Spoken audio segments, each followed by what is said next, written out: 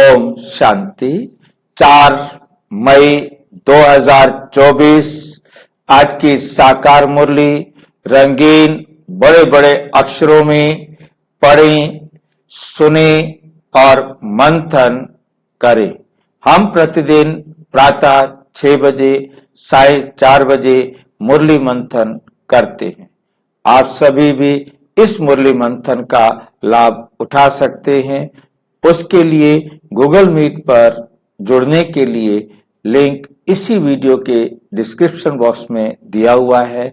यदि आपने यूट्यूब पर भी लाइव जुड़ना है तो भी इसी डिस्क्रिप्शन बॉक्स में लिंक दिया हुआ है। और यदि आप घर बैठकर मुरली पढ़ते हैं, सुनते हैं, तो उस समय भी पढ़ते और सुनते वक्त इतना ध्यान से समझने का प्रयास करें। कोई भी बात स्पष्ट नहीं हो रही है उसे इग्नोर नहीं करें, छोड़ो। आप उसको नीचे दिखाई दे रहे व्हाट्सएप पर लिख करके भेजेंगे तो वो बात भी हम इस मुरली मंथन में जोड़ेंगे और ताकि सबको वो बात स्पष्ट हो। अच्छा, ओम शांति। आज की मुरली का सार। मीठा मीठा बाबा कहते मीठे बच्चे, बाप जो सुनाते हैं वो तुम्हारे दिल पर छप जाना चाहिए। वो तुम्हारे दिल पर क्या हो जाना चाहिए? छप जाना चाहिए। हाँ, तुम यहाँ आए हो सूर्य वंशी घराने में ऊंच पद पाने, तो धारणा भी करनी है। तो क्या करनी है? धारणा भी करनी है। कौन करेगा धारणा? हमें ही करनी है। प्रश्न, सदा रिफ्रेश रहने का साधन क्या है? हम सदा रिफ्रेश रहें उसका साधन क्या है? क्या करें हम जो हमेशा सदा रिफ्रेश रहे? हाँ जी, सुदर्शन चक्र चलाते रहो। सुदर्शन चक्र चलाने से हम फ्रेश हो जाएंगे? उसका तो है देखते रहेंगे, स्व को देखते रहेंगे, स्व की खाली स्मृति में रहेंगे। स्व को देखते रहे, स्व की स्मृति में रहे, परंतु खुशी तो कैसे मिले? परिवर्तन करेंगे के बाद फिर चेंज कर देंगे। जब रुक रुक कर चेंज एक आगे वाला भी होता है, एक चेंज पीछे वाला भी होता है। बाबा कहते बच्चे सुधार चाहिए। हर पल हमारे में क्या चाहिए? सुधार चाहिए। यदि हमारे अंदर हर पल सुधार हो रहा है तो रिफ्रेशमेंट है, तरोताजा है, और नहीं तो नहीं, क्योंकि रुक गए। हमारी चढ़ती कला होगी। हाँ, हमारी लगातार चढ़ती कला है। याद की यात्रा में हम आगे बढ़ रहे हैं, तब हमारे अंदर क्या आएगी? रिफ्रेशनेस आएगी। क्योंकि जब तक हमारी चढ़ती कला रुक गई तो हमारा रिफ्रेश होना भी, खुश होना भी रुक जाएगा। क्योंकि खुशी हमें नहीं गड़बड़ के आप यदि सुधरना बंद कर दो, नहीं सुधरना रुक गए तो गड़बड़ है। कल बाबा डांट लगाएगा, अच्छी तरह कल लगाएगा। क्योंकि रुकने का मतलब है ये नहीं है कि रुक गए तो कोई बात नहीं। हमने 1 अरब रुपया दुकान में डाला हुआ है और सारा दिन हम बैठे रहे, हमारा कोई नुकसान थोड़ा हुआ है, कोई ग्राहक नहीं आया, परंतु माल तो पूरा पड़ा हुआ है। परंतु बाबा कहते बच्चे, एक दिन में जितनी कमाई आप करते वो तो नहीं हुई। वो कमाई जो करनी थी वो नहीं हुई, वही तो घाटा है। हम चढ़ना रुक गए, हम सुधरना रुक गए। क्यों रुक गए? ये रुकना भी हमारा घाटा है। रुकना भी घाटा है। घाटा तो वो तो घाटा हो गया ना। हाँ, आज का दिन भी गया, माल भी नहीं बिका, तो फिर घाटा हो गया। ये 1 अरब रुपए का सामान पूरा का पूरा रखा है ना, कल बिक जाएगा। तो आज के दिन का घाटा हो गया। समय भी गया ना। समय समय का नुकसान हो गया ना, ये बात समझनी है। इस वैल्यू को समझना है कि समय का तो घाटा हुआ। समय की डिमांड क्या है वो जानना जरूरी हाँ। है। तो बात करेगा समय की डिमांड कितना। उत्तर है, जैसे गर्मी में पंखे चलते हैं तो रिफ्रेश कर देते हैं, ऐसे सदा सुदर्शन चक्रधारी चक्र फिराते रहो तो रिफ्रेश रहेंगे। बच्चे पूछते हैं सुदर्शन चक्रधारी बनने में कितना समय लगता है? बाबा कहते बच्चे 1 सेकंड लगता है। तुम बच्चों को सुदर्शन चक्रधारी जरूर बनना है। क्यों? आगे खुद ही बाबा क्वेश्चन पूछ रहे, क्यों? क्योंकि इससे ही तुम चक्रवर्ती राजा बनेंगे। जितना हम सुदर्शन चक्र फिराएंगे उतना हम चक्रवर्ती राजा बनेंगे। सुदर्शन चक्र फिराया और हमने किसी भी अवगुण का गला नहीं काटा, किसी भी दाग को मिटाया नहीं, तो हम चक्रवर्ती राजा कैसे बनेंगे? चक्कर फिराना मतलब क्या है कि अपने इतिहास को जानना। नहीं जी नहीं, इतिहास को जानना नहीं है। करना था। चक्कर का मतलब सिर्फ इतिहास को जानना नहीं है मेरे को। और हमें गिरे क्यों, उसका हमें विश्लेषण करना है ना। फिर हम उसमें सुधार करेंगे। अगर हम ऐसा नहीं करते तो हम ऐसा नहीं बनते। सुधार बस हमें एक ही बात समझनी है, सुदर्शन चक्र फिराना माना अपनी बुराइयों का गला काटना, अवगुणों का गला काटना, अंतर्मुखी। क्या क्या हमारे में अवगुण आए तो तभी तो उनको खत्म करेंगे ना। अवगुणों को तो हमें जानना ना। ठीक है, हम वास्तव में क्या थे? सुदर्शन चक्र फिराना मतलब हम वास्तव में तो क्या थे और हमने क्या किया तो हम क्या बन गए।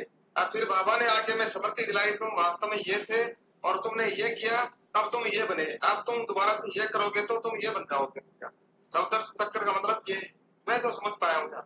सारे समझ पाए ये बात। मतलब मेन बात ये है कि हमें अपने आप को सुधारना है। सुदर्शन चक्र फिराने वाले सूर्यवंशी बनते, खाली सुदर्शन चक्र फिराया और हमारे में परिवर्तन नहीं आया। हम बाबा रूम में 2 घंटे बैठे। हाँ जी, स्वदर्शन चक्र बाबा की श्रीमत पर चलना, ये स्वदर्शन चक्र है। स्वयं को बाबा की श्रीमत पर चलाना, क्योंकि श्रीमत यही है कि हमें अपने आप को याद की यात्रा पर आगे बढ़ाना है। श्रीमत यही है, रुकना नहीं है। हम 10 साल से ज्ञान में चल रहे हैं, जैसे आए थे वैसे के वैसे खड़े हैं। फिर हम बाबा की श्रीमत पर क्या चले? हमारे में कोई सुधार ही नहीं आया। हम बाबा की श्रीमत पर क्या चले? हम तो रुके हुए हैं। हमें बाबा की श्रीमत पर आगे बढ़ना है। सुदर्शन चक्र ये दिखाता है कि हमको आगे बढ़ना है। ओम शांति। पंखे भी फिरते हैं, सबको रिफ्रेश करते हैं। पंखे फिरते हैं, सबको क्या करते हैं? ताजी हवा देते हैं। साथ साथ हमें हवा देते रहते हैं तो हम रिफ्रेश रहते हैं। अब पंखा खड़ा रहे छत के ऊपर, कि हमारे कमरे में पंखा लगा हुआ है, तो हमें रिफ्रेशनेस मिलेगी? वो चलेगा, वो हवा देगा, हमारे को ताजा करेगा। अब चक्र सबके पास है, सुदर्शन चक्र सबको बाबा ने दे दिया। अब जो चलाएगा, जितनी चलाएगा उसके जीवन में उतना रिफ्रेशनेस आएगी, उसके जीवन में परिवर्तन आएगा, खुशी मिलेगी। यदि अपनी बुराइयों का गला काटा नहीं तो कोई खुशी नहीं मिलेगी। पंखा चल रहा है, हवा आई नहीं है। पंखा चल रहा है पर तो हवा नहीं आ रही है, उसके पंख उल्टे लगे हुए हैं, वो ऊपर की तरफ हवा फेंक रहे हैं।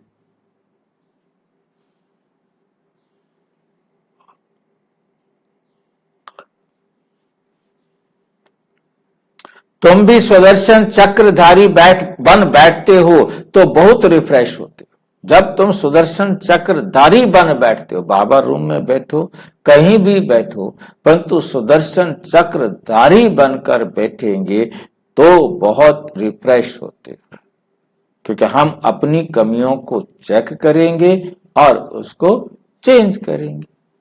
सुदर्शन चक्रधारी का अर्थ भी कोई नहीं जानते, बाबा कहते कोई नहीं जानते। वो तो समझते हैं बस सुदर्शन चक्र चलाया था और असुरों का गला काटा था। और भगवान आएंगे, ऐसे किसी की हिंसा करना थोड़ा सिखाएंगे। बाप आएंगे तो हमारे जो दुश्मन है, उन दुश्मन 5 विकारों का कैसे गला काटना है, वो बाबा आकर सिखाते।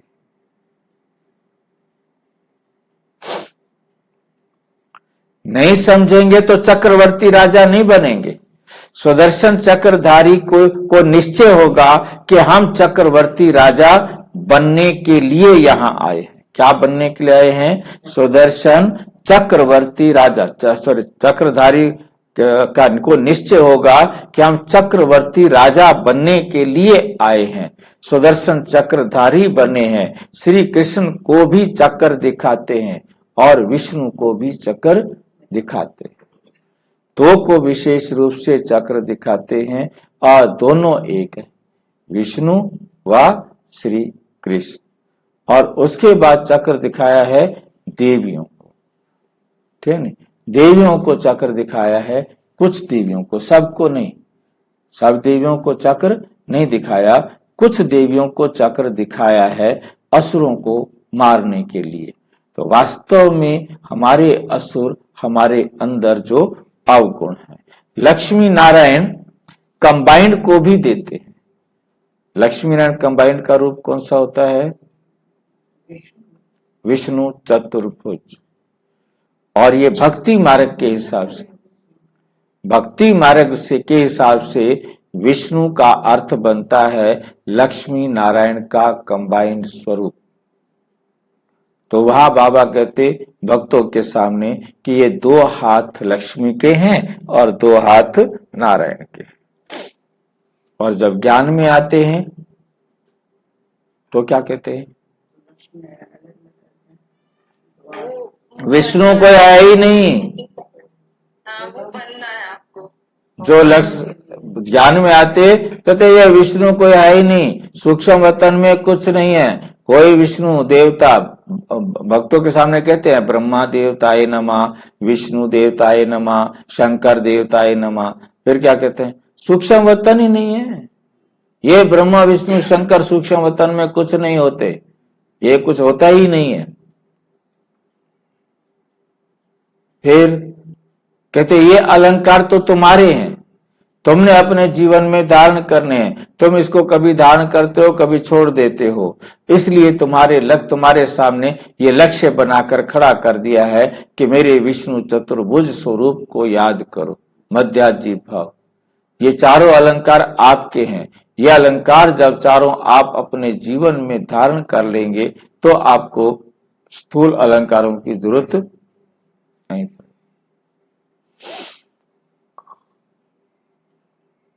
तो ब्रह्मा विष्णु शंकर सूक्ष्म वतन वाले तो है ही नहीं। ब्रह्मा सूक्ष्म वतन वाला भी क्या कहा कि वो उसको लक्ष्य है कि उसने भी ना वैसा बनना है, उससे उसके शरीर से लाइट निकलती है। नीचे वाले ब्रह्मा के शरीर से लाइट नहीं निकलती है। शंकर कोई होता नहीं, वो तो ना अंगा है, उसका तो कोई पार्ट ही नहीं है। पार्वती कि तुम पार्वतियां हो, ऊपर कोई सूक्ष्म वतन में कोई पार्वती नहीं होती है। सूक्ष्म वतन में कोई पार्वती को मरने का डर नहीं होता है। सूक्ष्म वतन में पार्वती को कोई अमर कथा सुनाने की बात नहीं है। तो सारी बातें बदल देता है। और फिर विष्णु को क्या कहता है? ये तुम्हारा लक्ष्य है, तुमने ये चारों अलंकार में एक्सपर्ट बनना है। तो आप बार बार इस विष्णु चतुर्भुज स्वरूप के सामने जाओ, तो आपको समझ में आएगा कि इसके अंदर जो कुछ भी बताया गया है वो सच बताया गया है।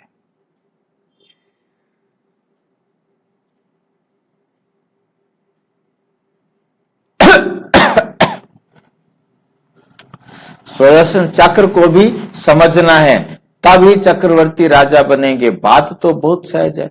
बच्चे पूछते हैं बाबा सुदर्शन चक्र धारी बनने में कितना समय लगेगा? बच्चे 1 सेकंड, फिर तुम बनते हो विष्णुवंशी। अब विष्णुवंशी बनने का मतलब क्या है? क्योंकि विष्णु चतुर्भुज बनेंगे तो आप या तो लक्ष्मी बनेंगे या नारायण।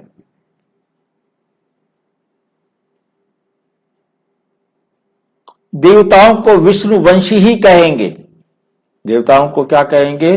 विष्णुवंशी। क्यों? क्या उनको पता होगा कि हम विष्णुवंशी हैं?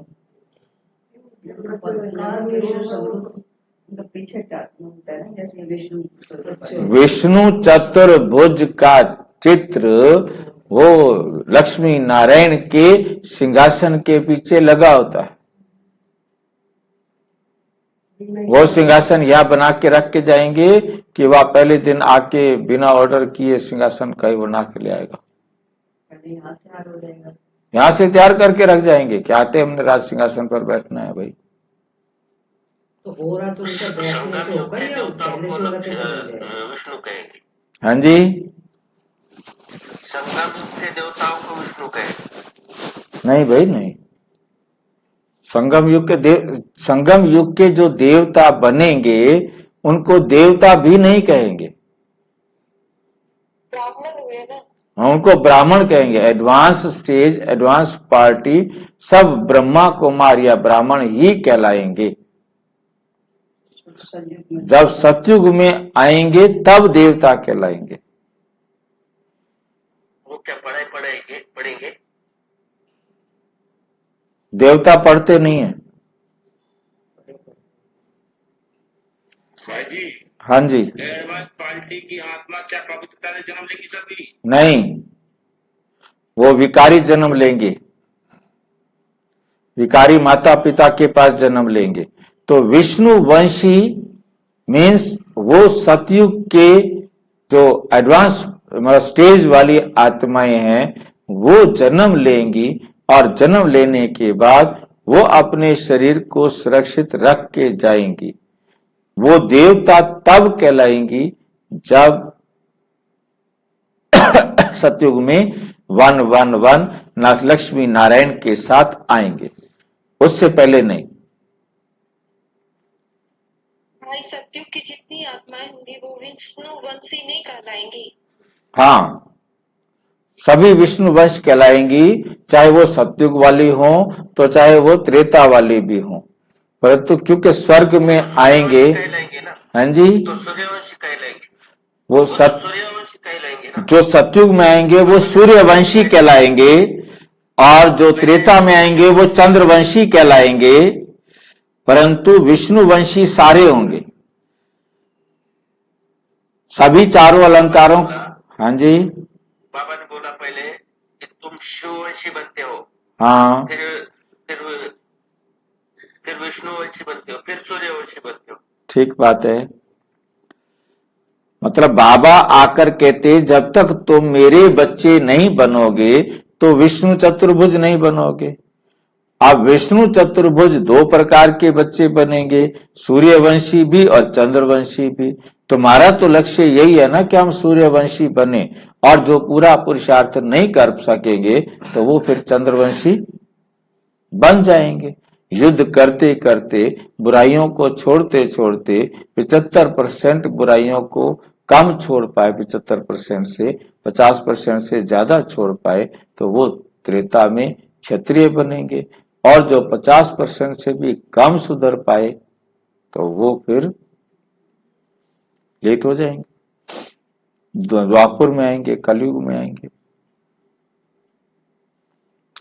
तो विष्णु का हमें समझ में आ गया कि विष्णु हम सबका लक्ष्य है। विष्णु सतयुग के जो आदि आने वाले लक्ष्मी नारायण हैं उनके सिंहासन के पीछे ये चित्र लगा होगा, ये वो लगा के जाएंगे, बना के जाएंगे, क्योंकि उनकी बुद्धि में हम विष्णु चतुर्भुज बने हैं, हम विष्णु वंशी हैं।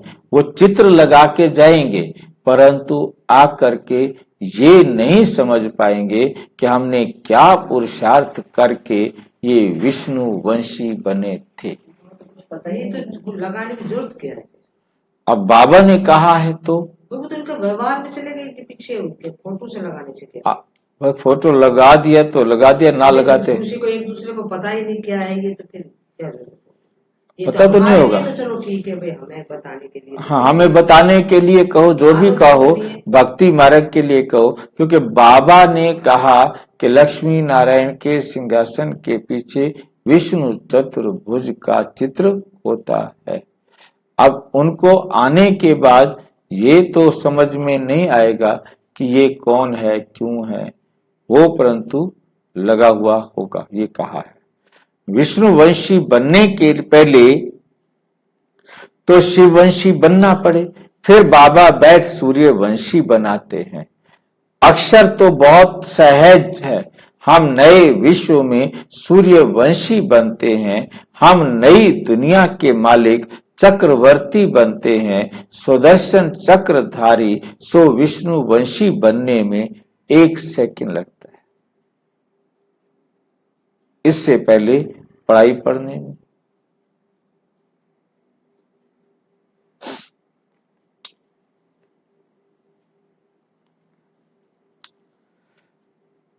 एक सेकंड में बनते हैं, बनाने वाला शिव बाबा। शिव बाबा विष्णुवंशी बनाते हैं और कोई बना ना सके। ये तो बच्चे जानते हैं, विष्णुवंशी होते हैं सतयुग में, यहां नहीं। विष्णुवंशी कहाँ होते हैं? सतयुग में होते हैं, यहां नहीं। ये है विष्णुवंशी बनने का युग। शिववंशी होता है ना, शिववंशी मतलब क्या बोलते हैं, विष्णुवंशी बनने का युग। तुम यहां आते ही हो विष्णुवंशी में आने के लिए, जिसको सूर्यवंशी कहते हो। ज्ञान सूर्यवंशी अक्षर बहुत अच्छा है, खाली सूर्यवंशी की बजाय क्या कहें, ज्ञान सूर्यवंशी, बहुत अच्छा है। विष्णु था सतयुग का मालिक, उसमें लक्ष्मी नारायण दोनों हैं। यहां बीच में बच्चे आए हैं लक्ष्मी नारायण को, लक्ष्मी नारायण अथवा विष्णुवंशी बनने के लिए। इसमें खुशी भी बहुत होती है। नई दुनिया, नई विश्व में, गोल्डन एज विश्व में विष्णुवंशी बनना, इससे ऊंच पद और है नहीं।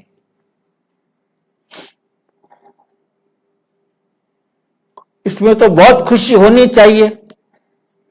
प्रदर्शनी में तुम समझाते हो, तुम्हारी एम ऑब्जेक्ट ही ये है। बोलो ये बहुत बड़ी यूनिवर्सिटी है, इसको कहा जाता है रूहानी स्पिरिचुअल यूनिवर्सिटी। एम ऑब्जेक्ट इस चित्र में है, बच्चों को ये बुद्धि में रखना चाहिए। कैसे लिखें जो बच्चों को समझाने में 1 सेकंड लगे।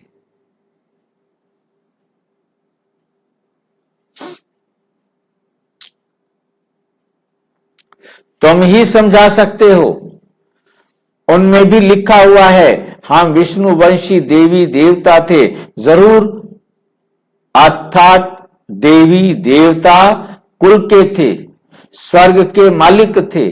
बाप समझाते हैं, मीठे मीठे बच्चे, भारत में तुम आज से 5000 वर्ष पहले सूर्यवंशी देवी देवता थे।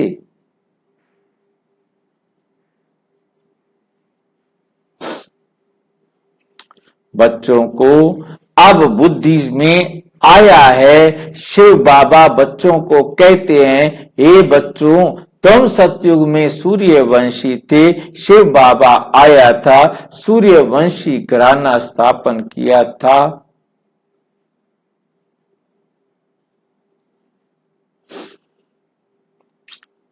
बरोबर भारत स्वर्ग था। फिर वह आया, फिर आया था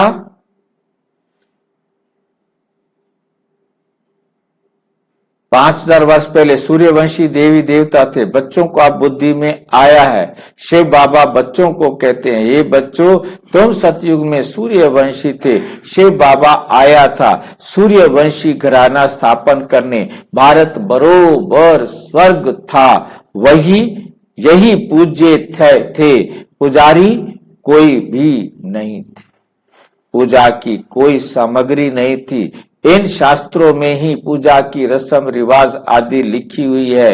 ये सामग्री तो बेहद का बाप शिव बाबा बैठ समझाते हैं, वो है ज्ञान का सागर, मनुष्य का बीज रूप। उनको वृक्षपति अथवा बृहस्पति भी कहते हैं। बृहस्पति की दशा ऊंचते ऊंच होती है। बृहस्पति से क्या होती है? ऊंचते ऊंच होती है।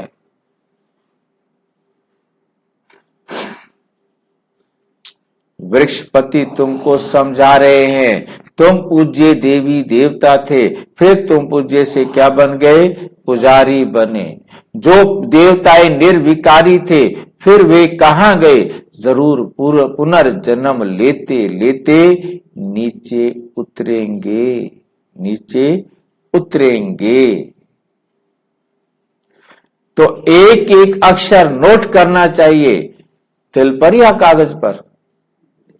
भाई एक चीज यहाँ पे पूछना चाहेंगे। हाँ, ये जैसे हमारी जो प्योरिटी है, इस पे आपने हमको बताया है, लेकिन कल चूंकि सेंटर में मुरली सुनाया जा रहा था, तो एक जगह वो दीदी बताई कि हमारी प्योरिटी अभी जो आने वाली आत्माएं हैं कुछ समय पहले की, उनसे ज्यादा गिरी स्थिति है, ऐसा है।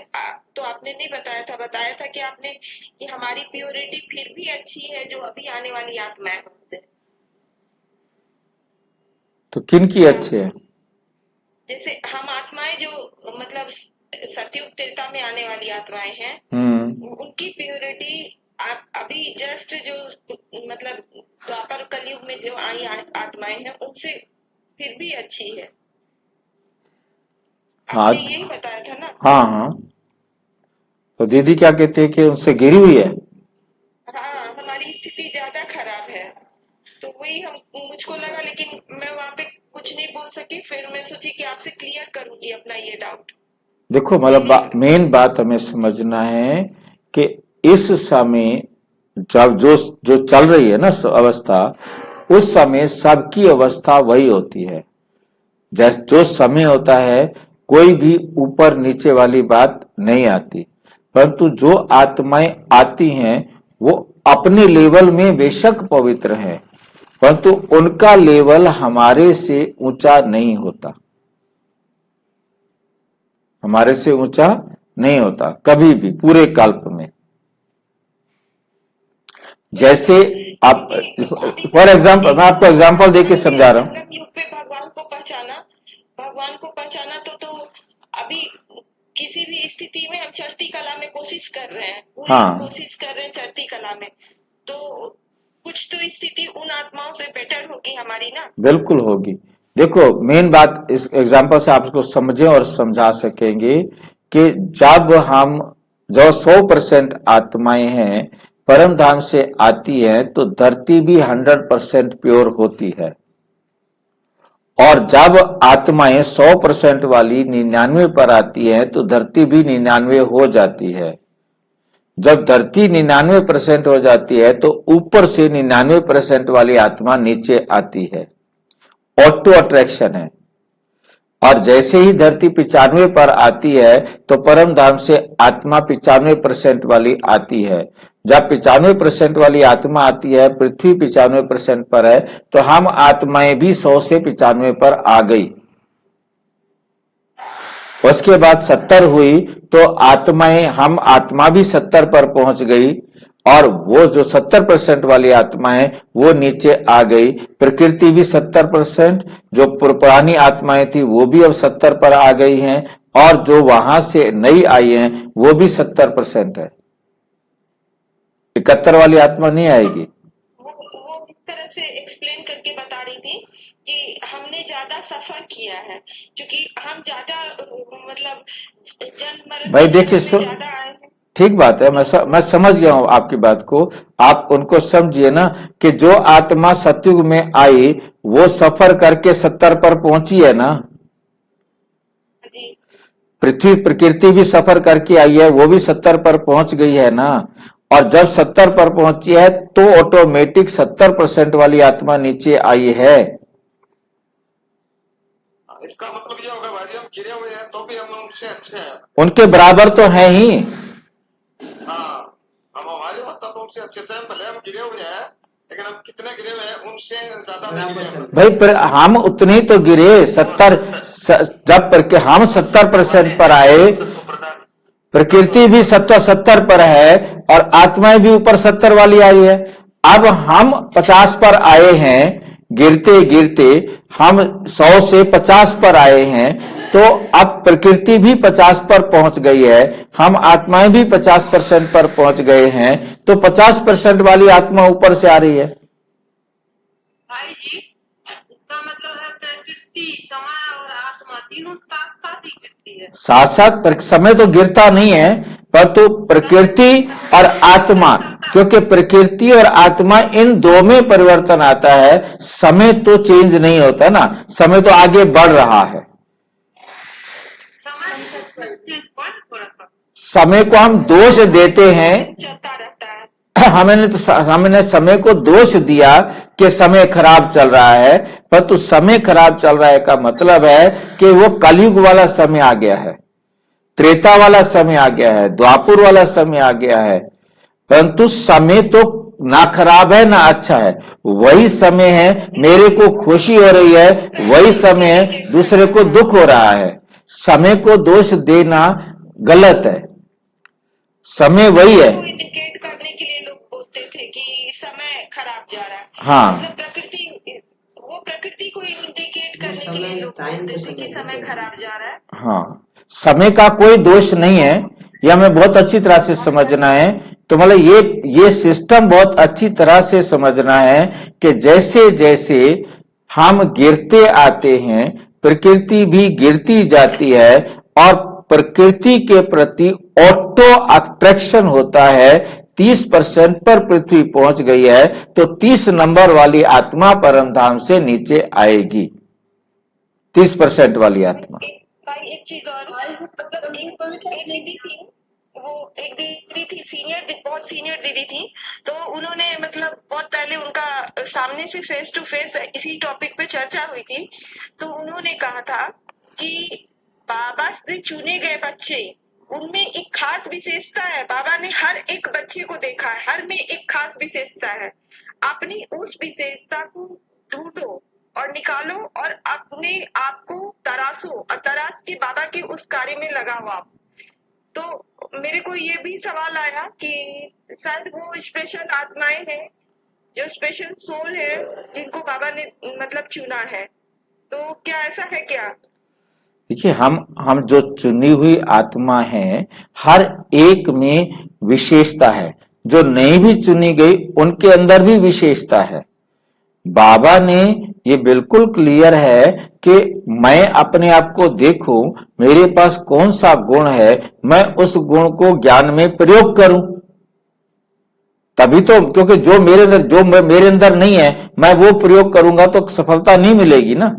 मैं अपनी विशेषता को पहचानूं। मान लो किसी को कविता लिखने का गुण है, किसी को भाषण करने का गुण है, किसी को मतलब लिखने की विशेषता है, और हर एक के अपने, कोई जो है ना घर को, सेंटर को संभालने की विशेषता रखता है। मतलब हर एक की अपने अपने कोई ना कोई विशेषता है जो यज्ञ के अंदर काम आ सकती है। आप उस विशेषता को लगाओ। बाबा ने देखा कि एक विशेष व्यक्ति था जिसके अंदर ये विशेषता थी, वो एक्यूरेट टाइम पर उठता था, परंतु बाकी धारणाएं कम थी उसके अंदर। जो उसे काम कहा जाता था एक्यूरेट टाइम पर करता था। तो उसको बाबा ने अपना टाइम प्रयोग करने के लिए कि मॉर्निंग में तुमने 3 बजे सबके लिए गर्म पानी पहुंचाना है, और उसको ड्यूटी दिया। तो बाकी काम में वो लेजी था, परंतु इस काम में वो, मतलब हर एक की विशेषता को देखो, पहचानो और अपनी विशेषता को यज्ञ में लगाओ, सेवा में लगाओ। क्योंकि सभी काम सभी नहीं कर सकते, हर एक की विशेषता अलग अलग। हाँ जी, 2 तरीके की आत्मा आ रही है। एक पुनर्जन्म की और एक नई आत्माएं, तो उनमें से पवित्र तो हुई, पुनर्जन्म वाली तो हुई नहीं पवित्र। बहन जी, जो मैं वही तो आपको बताया, पुनर्जन्म वाली आत्मा जो आ रही है वो कितने प्रतिशत पवित्र है?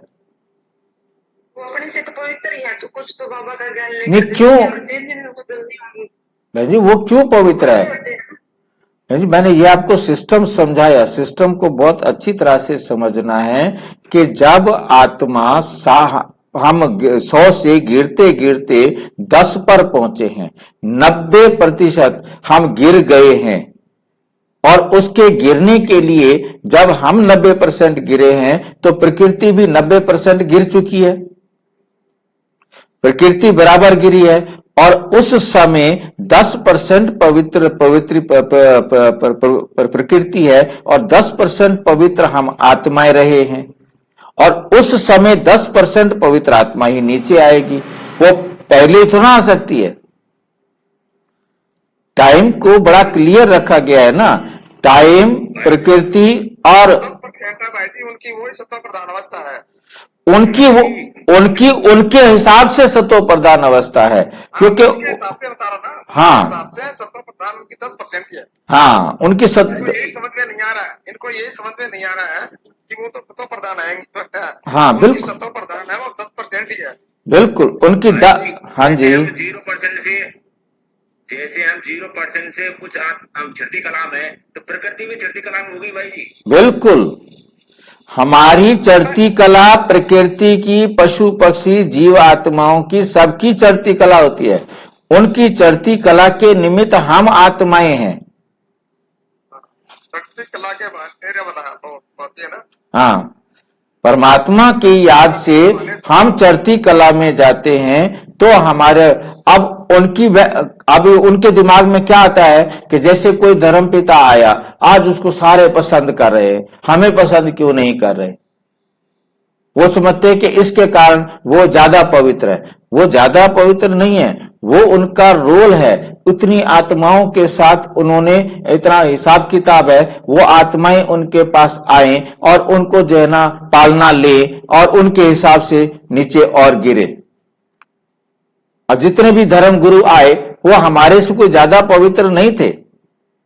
उनके अंदर बोलने की कला, बोलने की विशेषता थी, और वो विशेषता भी क्यों थी? क्योंकि उन्होंने उनका धर्म गुरु बनना है, धर्माचारी बनना है। यहाँ पे यही चीज गड़बड़ हो गई कि वो उनकी सतो प्रधान अवस्था थी, हमारे तमो में थी, लेकिन प्योरिटी में वो उतना थे जितना हम थे। परंतु उनका कार्मिक अकाउंट उन आत्माओं के साथ था, इसलिए उन्होंने अपना भाषण किया।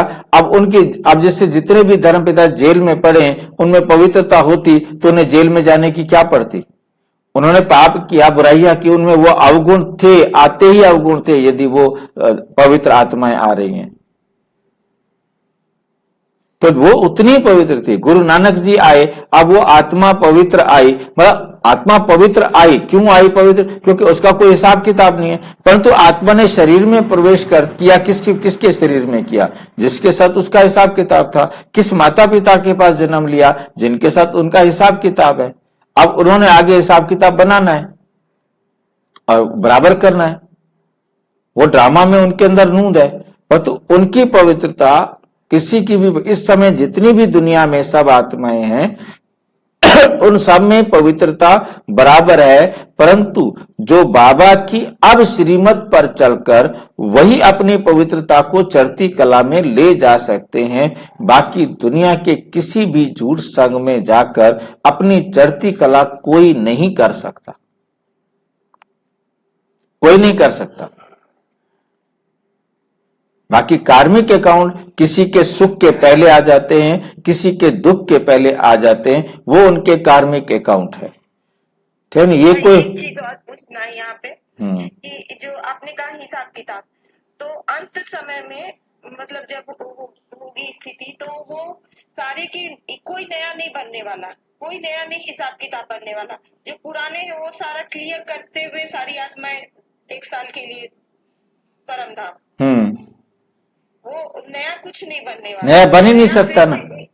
नया मान लो 5 मिनट पहले किसी ने पहली बार किसी को थप्पड़ मारा है स्कल्प में, तो 5 मिनट के अंदर अंदर 5 मिनट विनाश में रह गए हैं तो 5 मिनट के अंदर उसको रिटर्न थप्पड़ मिल जाएगा। वो क्लियर करना ही है। हाँ, एक लाइन याद रखनी कि 5000 साल में जो भी एक्ट फर्स्ट टाइम हुआ है उसकी प्रतिक्रिया उसी 5000 साल के अंदर बराबर होनी है, चाहे वो सतयुग का कलयुग के अंत में आके हो, चाहे कलयुग के अंत का कलयुग के अंत में। जाने से पहले सबको बराबर करके जाना है। इसका सीधा सा ज्वलंत एग्जाम्पल हमारे सामने 1 साल वाली आत्माएं जो 1 साल के लिए इस धरती पर आई है, सिर्फ 1 साल के लिए आई है, वो 6 महीने में एक दूसरे के साथ कार्मिक अकाउंट बनाते भी हैं और बराबर भी करते।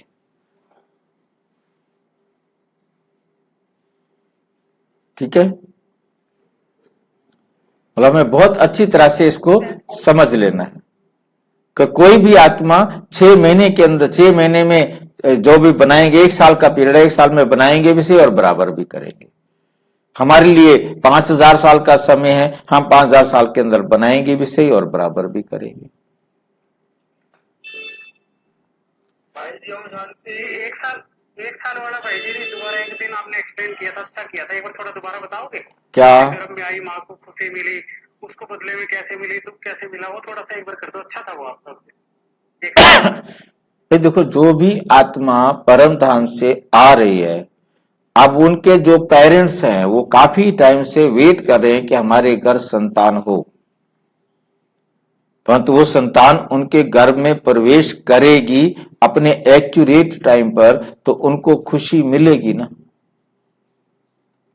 उस आत्मा ने उनके घर में प्रवेश करके उनके जीवन में खुशियां ला दी। उन्हें किसी को यह तो ना पता है कि अब 1 साल के बाद विनाश होना है, ये बच्चा 6 महीने बाद मर जाएगा, ये किसी को पता थोड़ा है। तो ये तो उनके दिमाग में तो यही है ना कि हमारे जीवन में खुशियां आई और उसके बाद वो उस बच्चे को खुशी से नाचे उठाएंगे, खिलाएंगे। वो आया तो हिसाब किताब बराबर करनी है ना। तो जो भी दुख या सुख उनको मिलेगा वो उनको बराबर करके ही जाएंगे। बाकी आत्माओं के साथ जिसके साथ होगा, बहन के साथ, भाई के साथ, और जो फैमिली मेंबर्स होंगे, दादा दादी, नाना नानी, जो भी उनके साथ भी उनको भी खुशी मिलेगी, वो भी खुशी देंगे और छुट्टी। और फिर तकलीफ है तो तकलीफ भी देंगे, तकलीफ भी लेंगे। हर एक का अपना अपना हिसाब किताब बनेगा और बराबर हो जाएगा। सबको घर जाना है, ठीक है। शिव बाबा ये कौन समझा रहा है हमें? शिव बाबा हमें समझाते हैं, वही स्वर्ग रचते हैं। शिव बाबा ही बच्चों को स्वर्ग का वर्षा देते हैं। बाप बिगर और कोई दे ना सके, लौकिक बाप तो देहधारी है। तुम अपने को आत्मा समझ पारलौकिक बाप को याद करते हो। बाबा तो बाबा रिस्पॉन्स करते जैसे बच्चों ने कहा बाबा, तो बाबा फिर क्या जवाब देते हैं? हे बच्चों, तो बेहद का बाप हो गया ना। बच्चों, तुम सूर्यवंशी देवी देवता पूज्य थे। तुम क्या थे? सूर्यवंशी देवी देवता और पूज्य थे। फिर तुम पुजारी बने हो, फिर तुम क्या बन जाते हो? ये है रावण का राज्य। हर वर्ष रावण को जलाते हैं, फिर भी मरता नहीं, फिर भी मरता नहीं है। तो क्यों जलाते हैं? जलाना सबूत है कि वो मरा नहीं है। जो मर जाता है उसका कभी भी पुतला नहीं जलाया जाता। 12 मास के बाद फिर रावण को जलाते हैं। और दूसरी मुरलियों में तो बाबा ये भी कहते कि रावण पहले एक जलता था, अब कई जलते हैं। क्यों? और रावण हर साल बड़ा भी होता जाता है, विकार बढ़ते जाते हैं, इसलिए रावण भी बढ़ता जाता है। तो रावण का बढ़ना, संख्या में भी बढ़ना और साइज में भी बढ़ना, ये शो करता है कि रावण के जो अवगुण हैं वो दुनिया में बढ़ते ही जा रहे हैं। रावण को जलाएंगे, गोया सिद्ध कर दिखलाते हैं कि हम रावण संप्रदाय के हैं। हम कौन है? रावण संप्रदाय के, क्योंकि रावण के वंशज हैं, क्योंकि हम रावण को जला रहे हैं। हमारा है ना रावण, पर कोई दूसरे दूसरे थोड़ा। अब भाई जो मरेगा उसके परिवार वाले उसको जलाएंगे ना, या दूसरे जलाएंगे? ब्राह्मण विकारों को नष्ट कर रहे हैं अपने को। रावण का पुतला कौन जलाएंगे? रावण को कौन जलाएंगे? जो उसके परिवार वाले होंगे। आप जैसे हम यदि अपने देश में कहे कि हम इंदिरा गांधी का पुतला जलाते थे, तो क्यों जलाते थे?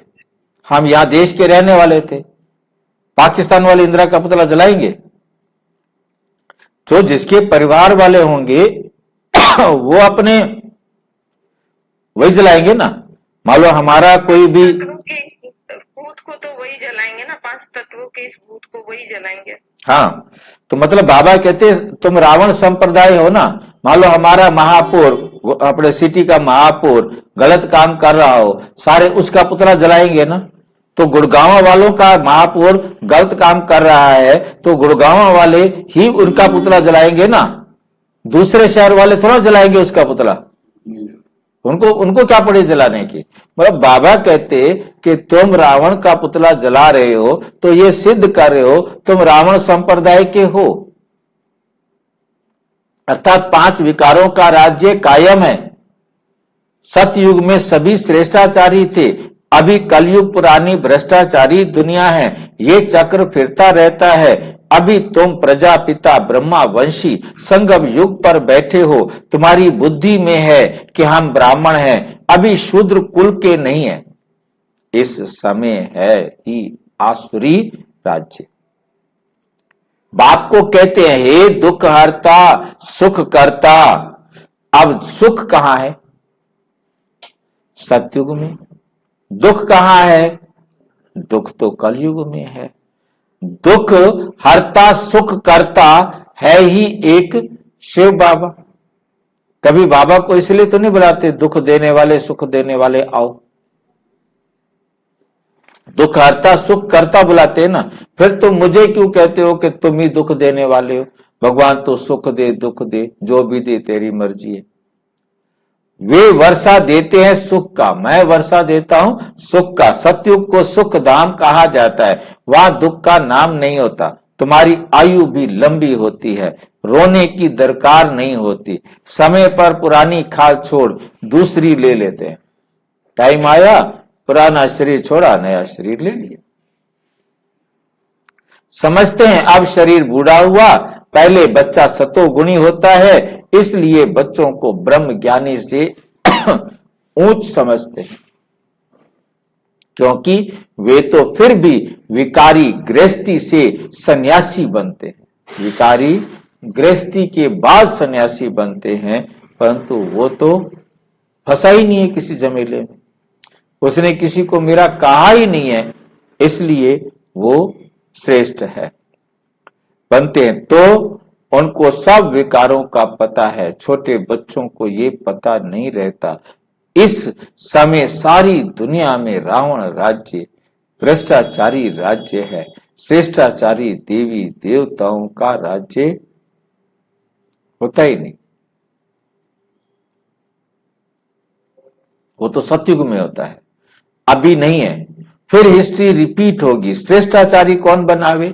यहां तो एक भी श्रेष्ठाचारी नहीं है। इसमें बड़ी बुद्धि चाहिए।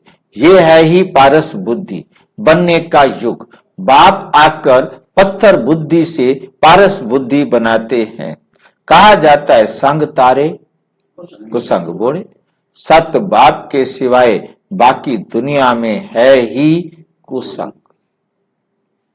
बाप कहते हैं मैं संपूर्ण निर्विकारी बनाकर जाता हूं। मैं क्या बना के जाता हूं?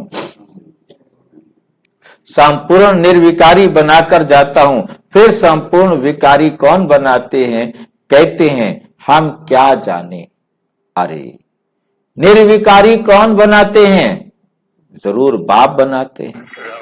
नहीं भाई, निर्विकारी तो शिव बाबा बनाएंगे ना, बाप ही बनाएंगे। विकारी कौन बनाते हैं ये किसी को पता ही नहीं है। बाप बैठ समझाते हैं, मनुष्य तो कुछ भी नहीं जानते। रावण राज्य है ना, कोई का बाप मर जाता है, पूछो कहां गया, कहेंगे स्वर्गवासी हुआ।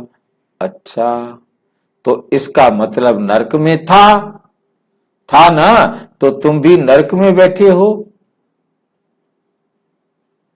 तुम भी नरक में बैठे हो ना। नरकवासी ठहरे। कितना सहज है समझाने की बात।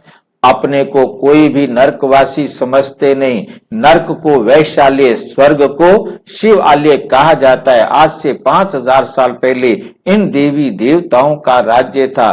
तुम विश्व के मालिक महाराजा महारानी थे, फिर पुनर्जन्म लेना पड़े। पुनर्जन्म सबसे जास्ती तुमने लिया। इसके लिए ही गायन है, आत्माएं परमात्मा अलग रहे बहुकाल, सुंदर मेला कर दिया जब सतगुरु मिला तलाक। याद ही तुमको याद है, तुम पहले पहले आदि सनातन देवी देवता धर्म के वाले ही आए। फिर 84 जन्म ले पतित बने हो। अब फिर पावन बनना है, पर पुकारते भी है ना, पतित पावन आओ। तो सर्टिफिकेट देते हैं कि एक ही सतगुरु सुप्रीम आकर पावन बनाते हैं।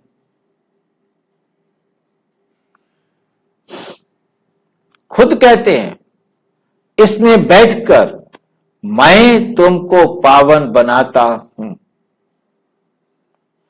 बाकी 84 लाख योनियां आदि नहीं है, 84 जन्म है। इन लक्ष्मी नारायण की पूज प्रजा सतयुग में थी, अब नहीं है।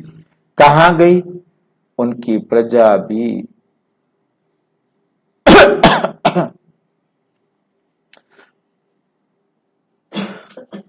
उनकी प्रजा सतयुग में थी, अब नहीं है। कहां गई? उनको भी 84 जन्म लेने पड़े। जो पहले नंबर में आते हैं वही पूरे 84 जन्म लेते हैं। तो फिर पहले वही जाने चाहिए, पहले भी घर भी वही जाने चाहिए पहले। परंतु घर जाने का नियम एक ही, सब एक साथ जाएंगे। आने में सब नंबरवार रहेंगे, परंतु घर सब एक साथ।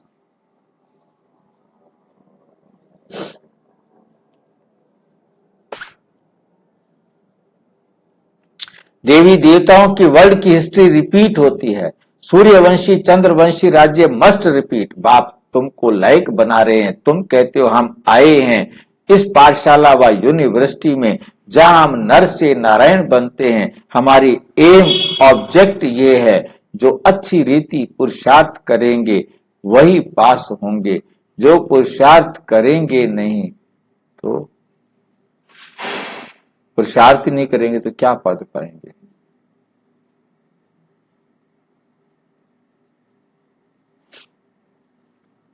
पुरुषार्थ नहीं करेंगे तो प्रजा में कोई बहुत सौकार बनते हैं, कोई कम।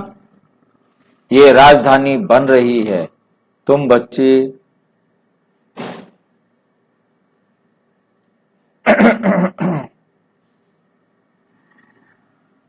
ये राजधानी बन रही है।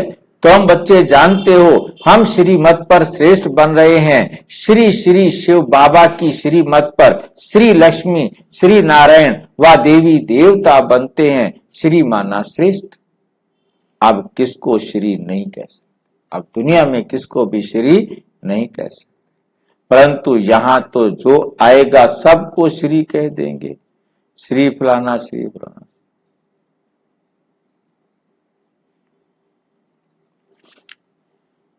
अब श्रेष्ठ तो सिवाय देवी देवताओं के कोई बन नहीं सकता। भारत श्रेष्ठ ते श्रेष्ठ था। रावण राज्य में भारत की महिमा ही खलास कर दी है। भारत की महिमा भी बहुत है, तो निंदा भी बहुत है। भारत की महिमा कैसे करते हैं? डाल डाल पर सोने की चिड़िया करती है बसेरा, वो भारत देश है। और गिलानी कैसे करते हैं? अब क्या हालत हो गई है भगवान। हाँ, देख तेरे इंसान की हालत क्या हो। ये भगवान का ही नाम आया है, भारत का। भारत के लिए कहा जा रहा है ना, अपने भगवान हम यहीं पर मानते हैं ना, दूसरे देशों में तो गॉड ये दूसरे शब्द है ना। आप बिल्कुल कंगाल बना, देवताओं के आगे जाकर उन्हों की महिमा गाते हैं। हम निर्गुण हारे में कोई गुण नहीं, देवताओं को कहते हैं, परंतु वो रहम दिल थोड़े ही हैं। रहम दिल तो एक को ही कहा जाता है, रहम दिल तो एक को ही कहा जाता है जो मनुष्य से देवता बनाते हैं। अभी वे तुम्हारा बाप भी है, टीचर भी है, सतगुरु भी है, गारंटी करते हैं मेरे को याद करने से तुम्हारे जन्म जन्मांतर के पाप भस्म हो जाए।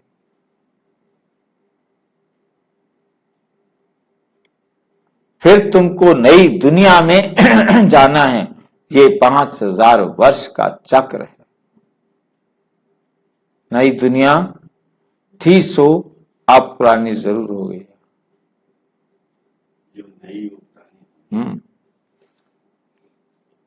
जो नई थी सो जरूर फिर जरूर बनेगी। दुनिया पतित होगी, फिर बाप आकर पावन बनाएंगे। बाप कहते हैं पतित रावण बनाता है, पावन मैं बनाता हूं। बाकी ये तो जैसे गुड्डे गुड्डियों की पूजा करते रहते मंदिरों में। उनको ये पता ही नहीं कि रावण को 10 शीश क्यों देते हैं, विष्णु को 4 भुजा देते हैं। परंतु कोई ऐसा मनुष्य थोड़े ही होता ही। अगर जो बाबा के 10 रावण के 10 चीज बताए, बाबा भी क्लियर कहा बता 5 औरतों के 5 जेंट्स के। और जब आत्मा ही है तो आत्मा में क्या लेडीज क्या जेंट्स? आत्मा की दृष्टि से भी 10 गिनवा दिए हैं। 10 टोटल 10 हो गए ना आत्मा के। ये ऐसा थोड़ी कि ये लेडीज के ये जेंट्स के, ऐसा कुछ नहीं बताते। तो शुरू में ऐसे ही है ना, 5 लेडीज के 5 जेंट्स। हाँ, तभी 10 सिर बताते। 5 देखो, 5 सिर स्त्री के 5 सिर पुरुष के लगे। 5 विकार स्त्री में है, 5 विकार पुरुष में है। ये 10 विकार एक में तो नहीं, आत्मा में है। हाँ, है एक ही आत्मा में। फिर उन 10 विकारों को भी गिनती किया है, ठीक है नहीं? मैंने चित्र बना के सब बताया है। मतलब क्या था, काम, क्रोध, लोभ, मोह, अहंकार, ईर्ष्या, भय, सब में। स्त्री के विकार क्यों जोड़े गए हैं? अगर 5 स्त्री के विकार 5 पुरुष के, स्त्री का क्या लेना देना? इसमें स्त्री का क्या जोड़ा गया? देखो, आत्मा है, चाहे वो स्त्री हो तो चाहे वो पुरुष हो। जो रावण बनाया जाता है उसको 5 सिर स्त्री के लगाते हैं, 5 सिर पुरुष के लगाते हैं। तो बाबा ने उसी आधार पर कहा कि 5 विकार स्त्री में भी हैं, वही 5 विकार पुरुष में भी हैं।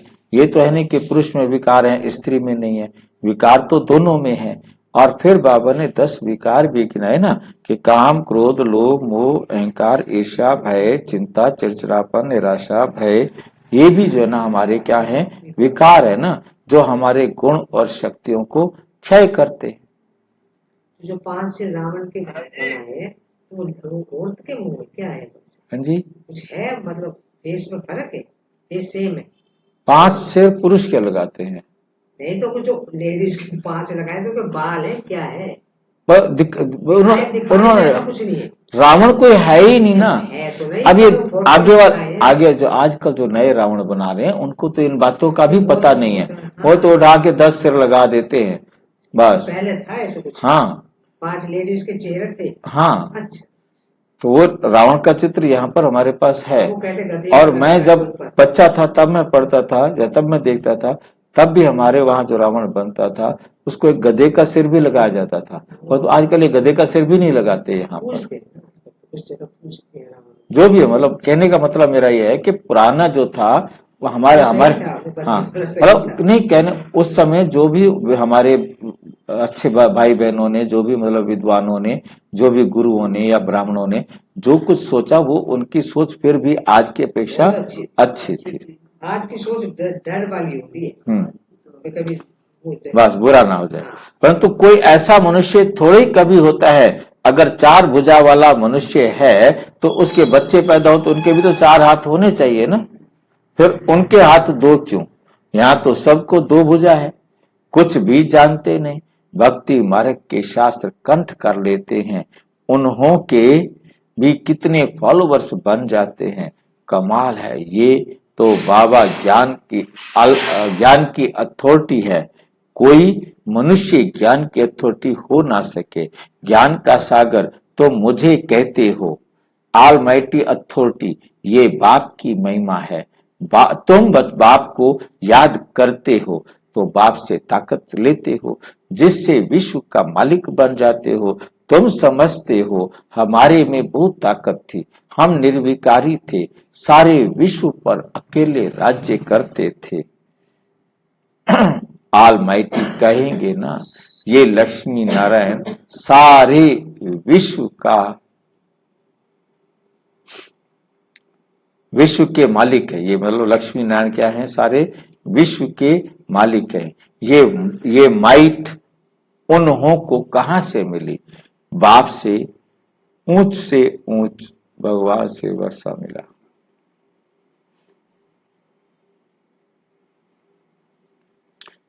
ऊंचते ऊंच भगवान है ना, कितना सहज समझाते हैं।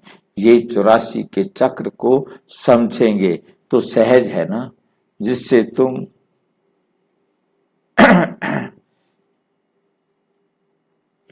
ये 84 का चक्र समझाना तो सहज है ना, जिससे ही तुमको बादशाही मिलती है।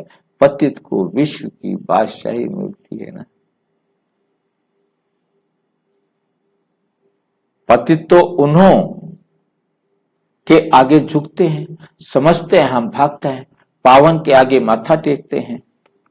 भक्ति मार्ग में भी आधा कल्प चलता है, अभी तुमको भगवान मिला है। भगवानोवाच, मैं तुमको राजयोग सिखलाता हूँ, भक्ति का फल देने आया हूँ। गाते भी हैं, भगवान किसी न किसी रूप में आ जाएंगे।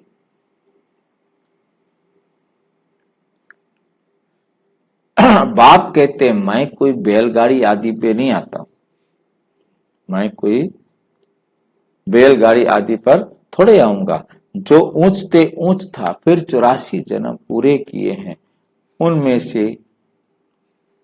उनमें ही आता हूं, जिसने पूरे 84 जन्म लिए हैं।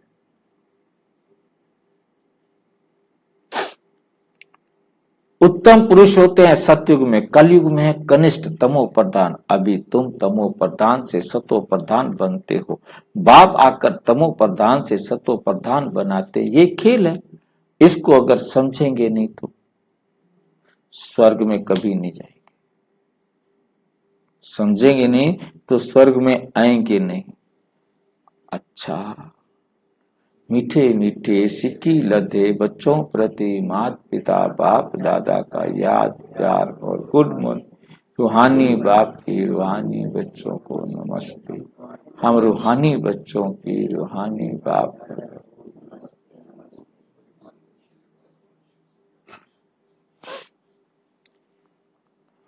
रूहानी बाप की धारणा के लिए मुख्य सार नंबर 1, एक बाप के संग से स्वयं को पारस बुद्धि बनाना है, संपूर्ण निर्विकारी बनना है, कुसंग से दूर रहना, गलत संगत से दूर रहना, सदा इस खुशी में रहना है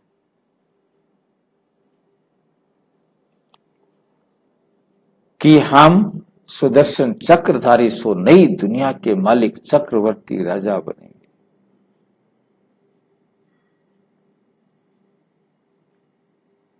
नई दुनिया का मालिक चक्रवर्ती राजा बनेंगे। शिव बाबा आए हैं हमें ज्ञान दे, सूर्यवंशी बनाने के लिए हमारा लक्ष्य ही यही है। वरदान, विघ्नों को मनोरंजन का खेल समझो। कोई भी विघ्न आए वो हमारे लिए मनोरंजन का खेल है। समझकर पार करने वाले निर्विघ्न विजयी भाव। विघ्न आना ये अच्छी बात है, लेकिन विघ्न हार ना खिलाए। हाँ, विघ्न हमें हार ना खिलाए। विघ्न आते ही हैं मजबूत बनाने के लिए, इसलिए विघ्नों से घबराने की बजाय उन्हें क्या समझो? मनोरंजन समझो। मनोरंजन का खेल समझकर पार कर लो, तब कहेंगे निर्विघ्न विजयी आत्मा। जब सर्वशक्तिमान बाप साथ है,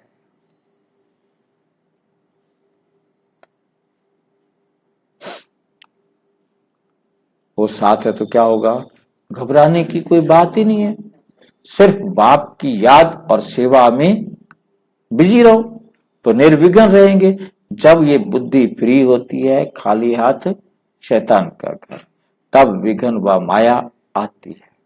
बिजी रहो तो माया व विघ्न किनारा कर लेगी। स्लोगन है, सुख के खाते को जमा करने के लिए मर्यादा पुरुषोत्तम, मर्यादा पूर्वक दिल से सबको सुख दो। सुख के खाते जमा करने हैं तो क्या करो? मर्यादा पूर्वक दिल से सबको सुख दो। सुख भी कौन सा देना है? आत्मा समझकर। कैसे भी करो। अच्छा, ओम शांति। और विस्तार से जानने के लिए प्रजापिता ब्रह्मा कुमारी ईश्वरीय विश्वविद्यालय के किसी भी सेवा केंद्र पर संपर्क करें। और यदि कोई प्रश्न है तो 9213106986 पर केवल टेलीग्राम करें। 9650692270 पर फोन करें, व्हाट्सएप करें। फोन नहीं करें, व्हाट्सएप करें। ओम शांति।